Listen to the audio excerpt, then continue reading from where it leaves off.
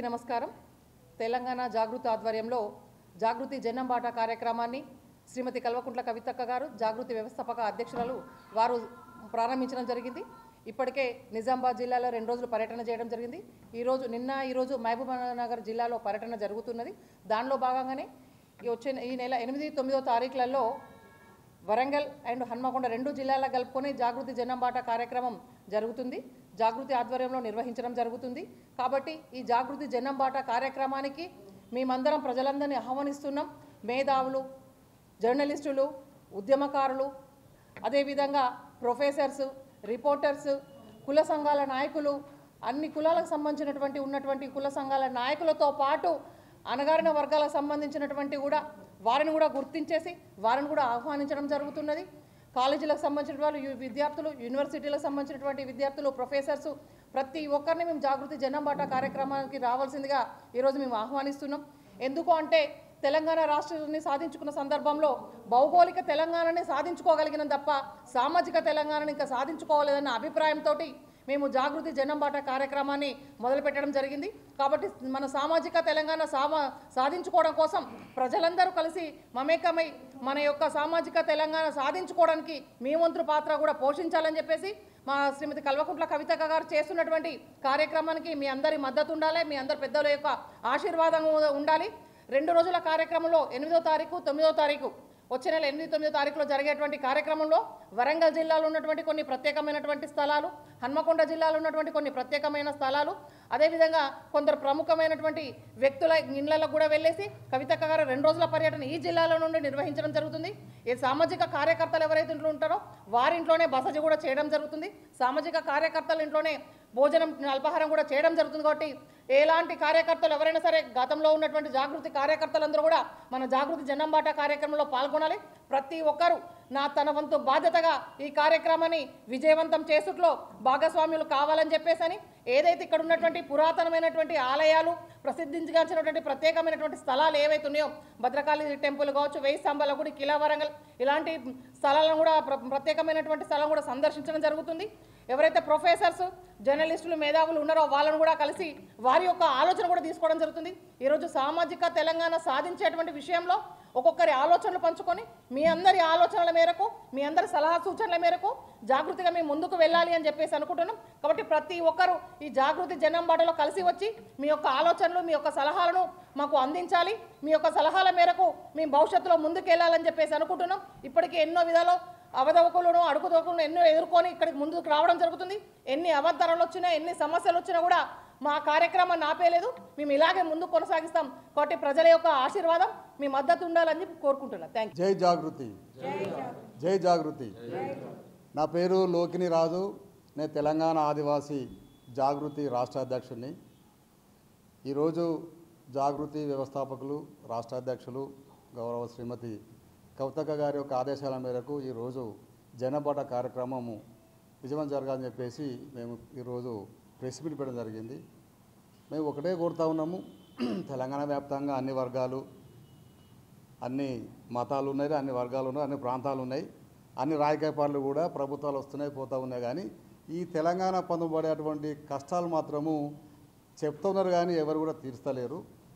ఏదైతే గత కేసీఆర్ ప్రభుత్వం ఇచ్చిపెట్టినటువంటి సమస్యలు ఉన్నాయో, ప్రజలకు ఇచ్చిన మాటలు, అలానే కాంగ్రెస్ ప్రభుత్వం ఇచ్చినటువంటి హామీలు ఏవైతే ఉన్నాయో అవి పూర్తిగా ఆ ప్రభుత్వాలు నెరవేర్చేస్తున్నారు. కాబట్టి ఏవైతే ప్రజలలో హామీ ఇచ్చినటువంటి ఏవైతే సమస్యలు ఉన్నాయో ఆ సమస్యలని కవితక్క గారు తీసుకొని జన్నంబాట కార్యక్రమం మీద అన్ని వర్గాలని, అన్ని కుల సంఘాలని, మేధావులని, ప్రముఖులని అందరితోటి మమేకం అవుతూ ఈ తెలంగాణ ఏ సమస్యల మీద కొట్టుమిట్టాడుతున్నారు, ఆ సమస్యల పరిష్కార దిశగా మనం అందరూ ఎట్లా పోవాలనే ఒక ఐక్యత తీసుకురావడానికి అక్క ప్రయాణం చేసింది.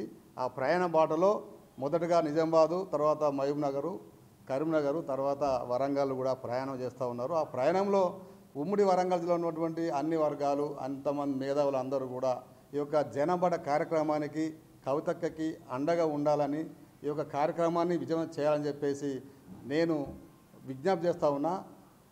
ఒక మాట చెప్పాలంటే ఈ రాష్ట్రంలో చాలామంది విద్యార్థులు కానీ, రైతులు కానీ, కర్షకులు కానీ అనేక సమస్యల మీద కొట్టుమిట్టాడుతుంటే ఇప్పటి కూడా ఏ ప్రభుత్వం కానీ ఏ మంత్రులు కానీ ఏ ఎమ్మెల్యేలు కానీ రాజకీయాలు తప్ప ప్రజల సమస్యల మీద మాట్లాడేటువంటి శక్తి కానీ ధైర్యం కానీ ప్రజల మధ్య వచ్చి మాట్లాడతలేరు. ఉన్న ఎన్నికలు వాళ్ళ యొక్క రాజకీయ మాటలు తప్ప వేరే విషయాలు లేవు. ఇలా ఏకైక తెలంగాణలో ఒక ఆడబిడ్డగా పుట్టి ఈ తెలంగాణ రాష్ట్రంలో అన్ని వర్గాలను అగ్రవర్ణాల పేదలను కూడా ఎస్సీ బీసీలను బహుజనులను కూడా హక్కున పెట్టుకొని ఇలా రాష్ట్రంలో హక్కుల కోసం పోరాడుతున్న ఏకైక తెలంగాణ ముద్దుబిడ్డ కవితక్క కాబట్టి దయచేసి వరంగల్ జిల్లాలో ఉన్న అన్ని వర్గాలు కూడా ఈ జనబాటకు సహకరించి విజయం చేయాలని చెప్పేసి నేను కోరుతా ఉన్నా. జై తెలంగాణ, జై తెలంగాణ, జై జాగృతి. మీడియా మిత్రులకు నమస్కారం. నా పేరు డాక్టర్ నలమాస శ్రీకాంత్ గౌడ్, తెలంగాణ జాగృతి రాష్ట్ర అఫీషియల్ స్పోక్స్ పర్సన్. నేను ఈ నెల నవంబర్ 8, 9వ తారీఖు రోజున శ్రీమతి కల్వకుంట్ల కవితక్క గారు ఈ యొక్క వరంగల్ జిల్లా పర్యటనకు రాబోతా ఉన్నారు. నిజామాబాద్ అందులో భాగంగా జనం బాటలో భాగంగా తొలిగా నిజామాబాద్లో ఈ యొక్క కార్యక్రమాన్ని శ్రీకారం చుట్టాం. ఈరోజు మహబూబ్ నగర్కు కవిత గారు వెళ్ళడం జరిగింది. మీ అందరూ కూడా తెలుసు గతంలో నుంచి జరిగినటువంటి రాజకీయ పరిణామాలు ఏ విధంగా ఉన్నాయి, ఏ విధంగా ముందు పోతున్నాయి. తెలంగాణ రాజకీయాలంతా కూడా కొంత స్తబ్దుతగా ఉన్నటువంటి పరిణామాలను మనం గమనిస్తాను. అందులో భాగంగా శ్రీమతి కవిత గారు ఏదైతే పార్టీ నుంచి సస్పెండ్ చేయబడిన తర్వాత జనంలో నేను చేయలే ప్రజా సమస్యలన్నింటినీ కూడా ఎకరువు పెట్టుకుంటూ ప్రభుత్వం పైన అనేక రకాలుగా ఉద్యమిస్తూ వస్తున్నది. ఈ రాష్ట్రంలో ప్రధాన ప్రతిపక్ష పార్టీలు కొన్ని ఉన్నప్పటికీ, ఇలా జాతీయ పార్టీలో ఉన్నప్పటికీ, అదేవిధంగా ప్రాంతీయ పార్టీగా ఉన్నటువంటి బీఆర్ఎస్ ఉన్నప్పటికీ కూడా కనీసం వాళ్ళు ప్రతిపక్ష పాత్ర పోషించేటువంటి పరిస్థితుల్లో లేదు. ఈరోజు జనం కోసం, ప్రజల కోసం ఇచ్చిన హామీలను నెరవేర్చడం కోసం తెలంగాణ జాగృతి తన గలాన్ని ఎత్తింది. అందులో భాగంగా అనేక సమస్యలను కూడా ప్రభుత్వం పైన ఎకరువు పెట్టినటువంటి సంస్థ ఏకైక సంస్థ కేవలం తెలంగాణ జాగృతి. ఇలా నిరుద్యోగులను మోసం చేసే విధంగా టీజీపీఎస్సీ సంబంధించినటువంటి నియామకాల్లో అవకతవకలు చేస్తే టీజీపీఎస్సీ సంబంధించినటువంటి ఆఫీసును కూడా ముట్టడిచ్చేసి 3 దఫాలుగా ముట్టడిచ్చేసి ఈరోజు సుప్రీంకోర్టు చీఫ్ జస్టిస్కి కవిత గారు నిరుద్యోగుల పక్షాన, టీజీపీఎస్సీ బాధితుల పక్షాన నిలబడి ఈ రోజున కొట్లాడడం జరిగింది, ఉత్తరం రాయడం జరిగింది. ఇలా వివోఏల సమస్యల పైన, ఆశా వర్కర్ల సమస్యల పట్ల, అంగన్వాడీల సమస్యల పట్ల అనునిత్యం గొంతు గలాన్ని వినిపిస్తూనే ఉన్నాం. అదేవిధంగా మహిళలకు సంబంధించిన పెన్షన్ విషయంలో, విద్యార్థులకు ఇస్తున్నటువంటి స్కూటీల విషయంలో ఈ రాష్ట్ర ప్రభుత్వం ఏదైతే హామీలు ఇచ్చిందో ఈ హామీలన్నింటి కూడా నెరవేర్చాలని చెప్పేసి మా గలాన్ని వినిపించినాం. ఇలా ఆదివాసీల కోసం కావచ్చు, బీసీలకు ఇస్తానన్నటువంటి 42% రిజర్వేషన్ల విషయంలో కావచ్చు, ఆపరేషన్ కగర్ అనేటువంటిది కూడా కేంద్ర ప్రభుత్వం చేసి ఈ ప్రాంత బిడ్డలను అడవుల్లో రక్తపాతం సృష్టిస్తుంటే దాన్ని కూడా ఆపివేయాలి, వాళ్ళతో చర్చలు చేయాలని చెప్పేసి అనేక సమస్యలను ఈరోజు అడ్రస్ చేస్తూ ఉన్నారు. ఇలా కృష్ణా సంబంధించినటువంటి నదీ జలాలను, గోదావరి సంబంధించినటువంటి నదీ జలాలను అక్రమ మార్గంలో బనకచర్ల ద్వారా ఆంధ్ర సంబంధించిన బాబులకు తొత్తులుగా మారినటువంటి ఒక రాష్ట్ర ప్రభుత్వం తరలించకపోతూ ఉంటే వాటిని కూడా ఈరోజు ప్రశ్నించి వాటిపైన కూడా తెలంగాణకు భంగం కలగకుండా ఈరోజు కవిత గారు ప్రశ్నిస్తూ ఉన్నారు. విభజన హామీలు ఏవైతే ఉన్నాయో ఈ విభజన హామీలను కూడా తక్షణం తెలంగాణకు ఇవ్వాలని చెప్పేసి ఈ ప్రాంతం నుంచి 8 మంది ఎంపీలు ఉన్నారు, బీజేపీ నుంచి 8 మంది కాంగ్రెస్ సంబంధించినటువంటి ఎంపీలు ఉన్నారు, 2 రాష్ట్ర కేంద్ర సంబంధించిన మంత్రులు ఉన్నారు. మీరు కూడా ఇది విభజన హామీల గురించి ఎందుకు పార్లమెంట్లో గలమెత్తట్లేరని చెప్పేసి కవిత గారు ప్రశ్నిస్తున్నారు. కాబట్టి ఇవాళ ప్రధాన ప్రతిపక్ష పాత్ర ఎవరైనా పోషిస్తున్నారంటే అది కేవలం తెలంగాణ జాగృతి పోషిస్తోంది, శ్రీమతి కవితక్క గారు మాత్రమే పోషిస్తున్నారనేటువంటిది ఇలా ఘంటాపదంగా చెప్తున్నాం. ఇవాళ సామాజిక తెలంగాణ అని చెప్పేసి ఈరోజు మాట్లాడుతున్నారు కవిత గారు అని చెప్పేసి ప్రశ్నిస్తున్నటువంటి వాళ్ళకు కూడా మేము చెప్పదలుచుకుంది ఒకటే, సామాజిక తెలంగాణ అనేటువంటిది వివిధ రాజకీయ పార్టీలకు ఒక రాజకీయ నినాదం. కానీ తెలంగాణ జాగృతికి, కవితక్కకు, మా సంస్థకు ఈ సామాజిక తెలంగాణ అనేటువంటి మా విధానం తప్పితే ఇది మాకు నినాదం కాదని చెప్పేసి ఘంటాపదంగా చెప్పడం జరుగుతుంది. ఈరోజు ఈ కాంగ్రెస్ ప్రభుత్వం హైదరాబాద్ సిటీలో ఉండబడేటువంటి, అదేవిధంగా ఈ వరంగల్ సిటీలో ఉండబడేటువంటి పేదలపైన ఉక్కుపాదం మోపే విధంగా హైడ్రా లాంటి సంస్థలను తీసుకొచ్చి పేదల ఇండ్లను కూర్చేటువంటి చేస్తూ ఉంటాం. కూడా గాజుల రామాల్లో ఉన్నటువంటి ఆ పేద బిడ్డలకు కూడా అండగా ఆ రోజున నిలబడడం జరిగింది. ఇలా ఈ రాష్ట్రంలో ఎరువుల కొరత ఒకవైపు, యూరియా కొరత ఒకవైపు, అన్నదాతల ఆక్రందనలు ఒకవైపు, అకాల వర్షాలతో రైతన్నలు నష్టపోయినప్పుడు కూడా పంట నష్ట పరిహారం కూడా ఈ ప్రభుత్వం ఇవ్వకుండా చేస్తున్నప్పుడు వీటన్నిటిపైన మా యొక్క నిరసన గలాన్ని వినిపిస్తూ ప్రజల సమస్యలను ఎక్కరుబెట్టున్నటువంటి సంస్థ కాబట్టి ఈ రాష్ట్రంలో ప్రధాన ప్రతిపక్ష పాత్ర పోషిస్తున్నాం. మాకు రాజకీయ ప్రాతినిధ్యం లేకపోవచ్చు కానీ ప్రజా సమస్యల పైన మేము ప్రాతినిధ్యం వహిస్తున్నాం. కాబట్టి తెలంగాణ సంబంధించినటువంటి యావత్ తెలంగాణలో ఉండబడేటువంటి వాళ్ళు ఓరుగల్లు అంటేనే ఒక సామాజిక ఉద్యమాలను, ఒక చారిత్రక ఉద్యమాలను నిర్మించినటువంటి గడ్డ. కాబట్టి ఇక్కడ ఉన్నటువంటి మేధావులు కానీ, విద్యార్థులు కానీ, యువజన నాయకులు కానీ, జర్నలిస్టు మిత్రులు కానీ మీరందరూ కూడా సమాలోచనలు చేయాలి. మీతో మేము మమేకమైపోయి మేధోమదనం చేసుకొని రాబోయే తెలంగాణలో ఒక బంగారు తెలంగాణ అంటే ఏదైతే సామాజిక తెలంగాణ నిర్మించుకోవాలనుకుంటున్నామో అందులో అన్ని వర్గాలకు కూడా పెద్దపీట వేసే విధంగా అన్ని వర్గాలు కూడా చట్టసభలకు వచ్చే విధంగా ఏదైతే కులాలు ఇప్పటివరకు అసెంబ్లీ గేట్లను కూడా చూడనబడినటువంటి కులాలు ఉన్నాయి అట్లాంటి కులాలకు కూడా ప్రాతినిధ్యం ఉండే విధంగా అది కేవలం కవిత గారి ద్వారానే సాధ్యమైంది. ఈ యొక్క 4 నెలల సుదీర్ఘ పర్యటన తర్వాత కూడా ఒక రాజకీయపరమైనటువంటి నిర్ణయానికి కూడా తెలంగాణ జాగృతి రాబోతా ఉన్నది. కాబట్టి మీ యొక్క ఆలోచనలన్నీ కూడా మాతో పంచుకోవాలి. అదేవిధంగా విద్యార్థి ఉద్యమకారులతో కూడా ప్రత్యేకమైనటువంటి ఒక సమావేశాన్ని ఏర్పాటు చేసుకొని ఉద్యమకారులకు కూడా అన్యాయం జరిగింది, మమ్మల్ని క్షమించండి, అమరుల కుటుంబాలకు కూడా జరగాల్సినటువంటి న్యాయం జరగలేదని చెప్పేసి అంతర్గత వేదికలలోనే అనేక సార్లు మాట్లాడినప్పటికీ కూడా ఇప్పటివరకు న్యాయం చేయలేదు అని చెప్పేసి ఈరోజు కుండాబద్దలు కొట్టి విద్యార్థి నాయకులకు ఉద్యమకారులకు అమరులకు క్షమాపణ చెప్పినటువంటి ఒక ధీర వనిత కవిత గారు. కాబట్టి యావత్ తెలంగాణలో ఉన్నటువంటి ఉద్యమ సమాజం అందరూ కూడా కవితక్క యొక్క యాత్రను స్వాగతించి దీన్ని విజయవంతం చేయాలని చెప్పేసి తెలంగాణ జాగృతి పక్షాన్ని నేను కోరడం జరుగుతుంది. జై తెలంగాణ.